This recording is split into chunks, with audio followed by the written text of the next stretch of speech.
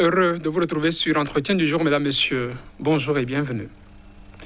Je t'aime, moi non plus, pour emprunter ce célèbre titre du morceau que vous connaissez certainement. Lorsqu'on se le chante, lorsqu'on se le dit, le temps semble s'arrêter, tant tout est rose. C'est comme au printemps où tout verdit. Mais la vie n'est pas toujours rose, dit-on. L'amour non plus. Vers alors ces moments où deux tourtereaux deviennent chien et chat. Des moments de tumulte qui peuvent bien emporter des couples. Lorsqu'on s'en sort, peut-on trouver dans ces moments d'épreuve un gain pour mieux renforcer l'union entre l'homme et la femme? Sira Padonou Seke, consultante en mariage et famille, que vous connaissez déjà sur ce plateau, est avec nous. Bonjour Madame Seke. Bonjour Monsieur Josso. Merci encore d'être avec nous. C'est moi. Aujourd'hui, entretien du jour, nous parlons donc de santé des couples. Vous en avez l'habitude. Et déjà, je vais vous dire, oui, on se dit, moment d'épreuve, quand on est ensemble contre le pire, est-ce qu'on peut considérer des moments de conflit comme l'un des pires moments qu'un couple pourrait traverser? Merci beaucoup. Je ne dirais pas que ce serait... Je ne parlerai pas en termes de pires moments, mais je parlerai de ce que les conflits sont incontournables dans une vie de couple. Pour un couple qui se veut mature, il faut forcément les conflits. Je dirais les heurts, ça commence souvent par les heurts. Les heurts, quand c'est bien géré, c'est le bonheur du couple, mais quand c'est mal géré, ça devient le malheur.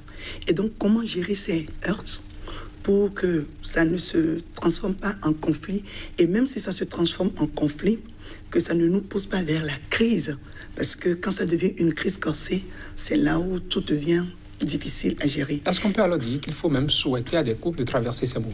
Non, on ne souhaite pas. De toutes les façons, c'est deux étrangers qui se mettent ensemble, C'est deux inconnus qui se mettent ensemble. C'est deux territoires qui se mettent ensemble. C'est deux îles qui cherchent à se connaître. Et donc, forcément, vos habitudes ne sont pas mes habitudes. Vos réalités ne sont pas mes réalités.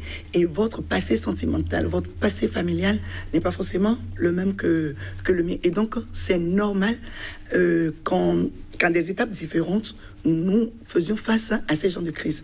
Dites-vous que quand un couple se met ensemble de 0 à 7 ans, il y a une grosse crise qui naît. Ça part des heurts qui chutent sur des conflits et puis une crise corsée. Si après 7 ans de vie ensemble, vous arrivez à gérer vos conflits, vos crises, bravo, vous avez eu la première victoire. Deuxième victoire, c'est entre 7 ans et disons 14 ans. Si après 14 ans, vous avez pu sortir l'eau, la tête de l'eau, bingo, vous avez su gérer. Et donc, c'est un peu comme si vous passez du CEP au BPC. Et maintenant, le bac, la maîtrise, le doctorat. Et donc, c'est tout un processus. Et chaque jour dans la vie de couple, ce que nous, conjoints, on oublie souvent, c'est que nous marchons sur des mines.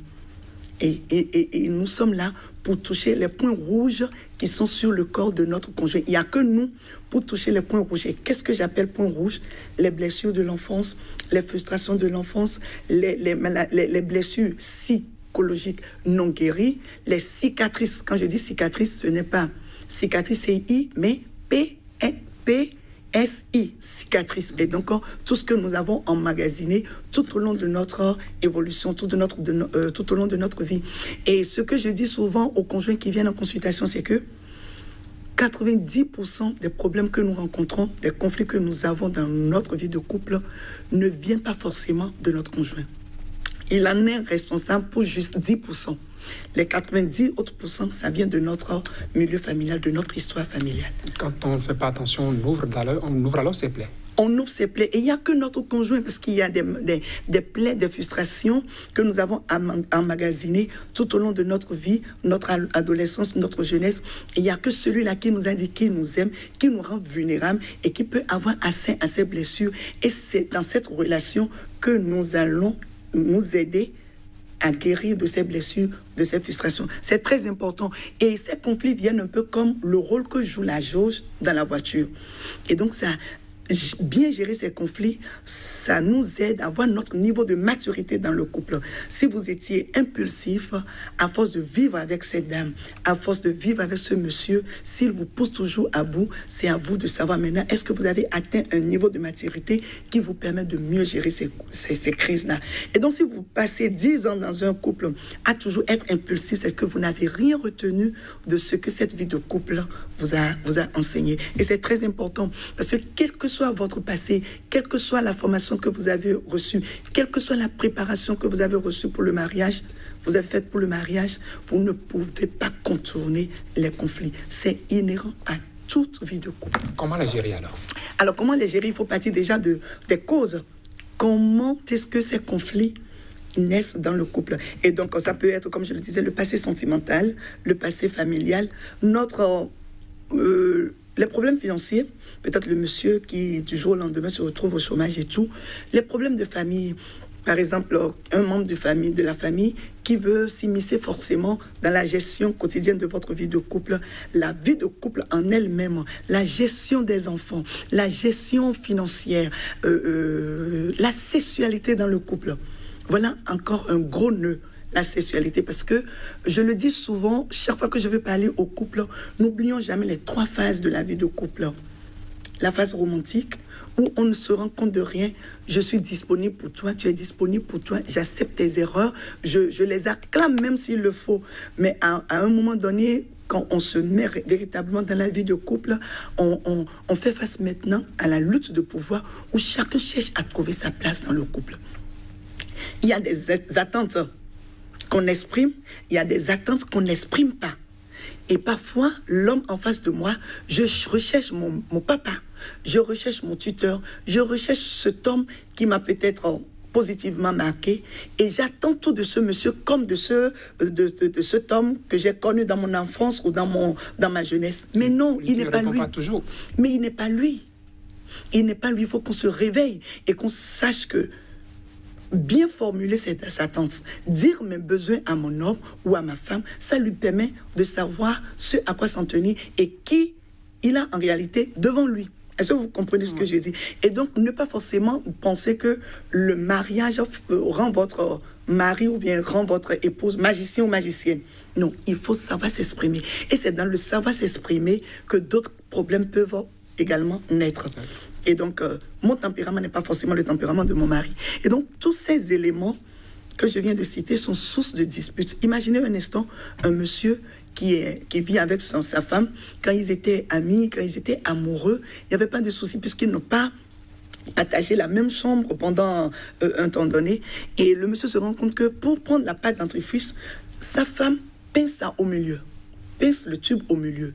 Lui, il est tellement ordonné qu'il aime pousser ça par le bas. Et donc, il plie à chaque fois. Quand il vient à la douche, il se rend compte que la femme a pressé ça au milieu. C'est déjà source de conflit, n'est-ce pas? Le monsieur n'aime pas dormir, les lampes allumées. Madame aime dormir dans l'obscurité. C'est déjà source de conflit. Mais je vous assure tout, à partir du moment où l'homme sait qu'il est un être à part entière, sa femme est un être à part entière, les deux sont 2 territoires différents, il y a le pont de l'amour qui doit être créé. Plutôt. Si l'amour réel les unit, ils doivent savoir qu'ils doivent entretenir maintenant la relation en tenant compte des attentes de monsieur, en tenant compte également des attentes de madame. Il ne faudrait pas que monsieur forcément cherche à dire c'est moi l'homme, c'est moi qui dois imposer ma volonté. Exactement. Parce que souvent, il y a ce problème. Non, je pense que la nature de l'homme peut le pousser à agir ainsi. Mais à partir du moment où il se rend compte qu'il a dit oui par amour, qu'il a accepté la femme et qu'il lui a dit je vais sur le plan religieux, tu deviens mon corps, je veux t'entretenir pour qu'au dernier jour, on te voit sans tache ni ride. Je veux t'entretenir comme je m'occupe de moi-même. Du coup, le boulot ne peut plus avoir le dessus sur la relation avec ces dames-là. On ne va plus avoir affaire à une relation de dominé-dominant. On aura une relation où l'homme pense à la femme, l'homme devient responsable de la femme et vice-versa. Mais dans ça, pour que les crises ne viennent pas de façon répétée, il faudrait forcément que chacun fasse une analyse, une rétrospection de soi-même, se reconnaître à soi. pour se demander quelles sont véritablement mes attentes. Parce que tout réside dans la capacité à chercher à se connaître soi-même pour mieux connaître l'autre, à s'aimer soi-même pour laisser un espace à l'autre pour qu'il puisse s'épanouir. Dans certaines relations, à 90% des couples que nous rencontrons, c'est que l'un cherche à faire écran à l'autre. L'homme ne veut pas véritablement aimer sa femme, mais il demande à la femme de se soumettre. Est-ce que vous me comprenez? La soumission, ce n'est pas de l'esclavage. Une fois que vous donnez de l'amour à votre femme, si c'est une femme qui est bien réfléchie, qui reçoit gratuitement l'amour de son homme, l'attention, tout ce qu'il faut pour mettre la femme à l'aise dans son foyer, puisque c'est lui qui allait la chercher. L'homme quittera son père et sa mère et dit, viens rester avec moi pour qu'on puisse former un paradis au cœur duquel on élèvera nos enfants et tout. Si tu laisses un espace comme ça, tu donnes la sécurité à ta femme, forcément, ça vient naturellement. On ira sur comment gérer, parce qu'on a parlé tout à l'heure des causes, nous sommes déjà un peu à moins de 3 minutes de la fin, malheureusement. Dis donc. De ce premier numéro. Alors, moi je dis, les embrouillades, ça ne manque pas dans le foyer, et donc, je vais rapidement partager 3 règles avec les couples qui nous suivent. Et donc, un couple qui se dispute, c'est pas ça qui est anormal. C'est ne pas pouvoir tenir compte de ces 3 règles. Il y en a tellement, mais ces 3 règles résumées, si vous tenez compte de ces 3 règles, vous pouvez transcender ces disputes qui vont venir tout le temps. Alors, on évite souvent de monter le ton, parce que quand on est surchauffé, facilement on monte le ton. Et donc, on rentre dans un dialogue où on invite son mari comme un ami. Pas pendant que la crise, le conflit est là, qu'on est surchauffé, on ne l'invite pas. On se calme, on ne crie pas, d'accord? Et donc, on l'invite. Je voudrais que tu te joignes à moi pour qu'on discute d'une de ces frustrations que j'ai vécues pendant la discussion. On laisse l'autre s'exprimer, développer ses arguments. Nous, les femmes, on est fort en quelque chose. Quand on sait qu'on n'a pas raison, on commence par pleurer. Quand le mari commence à parler, à peine il commence, on est déjà à Z. Non, ce n'est pas un bon comportement. Quand votre mari, vous devez apprendre, peut-être même apprendre note. J'apprends aux dames à tenir un papier. Ça, je l'ai appris de mon mari. Apprendre note, parce que nous pensons que nous pouvons tout gérer avec notre cerveau. Donc, quand notre mari est en train de parler, prenons patience et écoutons-le. Parfois, on entend, on ne l'écoute pas. On est pressé de dire ce qu'on pense. Et donc, ça lui donne de la valeur. Il se sent respecté. Ton mari se sent respecté. Ta femme se sent respectée. Et la dernière chose, trouver un terrain d'entente, pas des compromis. Parce que des compromis, ça peut également réveiller d'autres problèmes après. Trouver un terrain d'entente pour dire, tu as raison, c'est ta réalité. Tu as vu 9, alors que moi, je lisais 6. Et donc, on se met, viens de mon côté, voilà, et tu vas voir pourquoi je défendais le 6, et après je viens de ton côté et je te dirai pourquoi je disais que ça va se mettre parfois dans la peau de l'autre. Dans la peau de l'autre, comprendre. Il y a des femmes qui ont été brimées pendant leur enfance, et donc tout au long de leur enfance, et quand le mari commence à crier, ça leur retourne l'image du papa ou de la maman qui les a blessés, qui les a frustrés pendant leur enfance. Donc beaucoup de choses, en quelques minutes on ne peut pas dire, mais ces 3 règles, je les résume. Parler, revoir le ton dans lequel nous parlons. La sexualité, c'est un point sur lequel nous allons revenir. Revoir notre sexualité. Et donc cette sexualité, partir simplement de l'étreinte. Savoir se toucher. Savoir calmer l'autre juste en lui tapotant l'épaule. Savoir garder sa femme sans forcément aller à l'acte. C'est beaucoup de choses. Le contact, c'est important. C'est important. Ça rassure le partenaire. Ça rassure le conjoint. Vous n'avez pas le thème partenaire. Non, je vous l'ai dit. Le partenaire, ça me rend souvent... c'est comme un peu, on parle dans l'entreprise. S'il n'y a pas de résultat, on se casse en tant que partenaire. Mais en tant que bien-aimé, en tant que conjoint, on sait qu'on se donne la main pour toujours. Madame Sira...